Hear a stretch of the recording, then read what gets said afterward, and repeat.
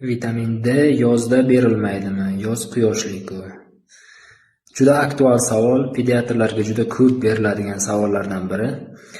Demak, chaqaloq tug'ilgandan boshlab, ya'ni 20 kunligidan to umrining oxirigacha, insoniyat umrining oxirigacha vitamin D ni profilaktik dozada 400 ming xalqaro ta'sir birligi, международный единица dozasida ichib yurishi kerak. Endi yoz quyoshli bo'lishi mumkin, lekin o'zbek, ya'ni bizning mentalitetda chaqaloqlarni ayniqsa yoki bolalarni ko'rganmiz, quyoshga chiqarish mumkin emas.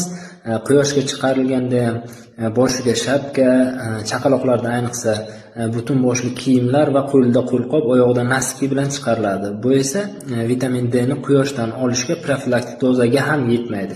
Shu sababli profilaktik dozada butun umr ichib yurish tavsiya etiladi. Yoz, qish farqi yo'q, faslning ahamiyati yo'q.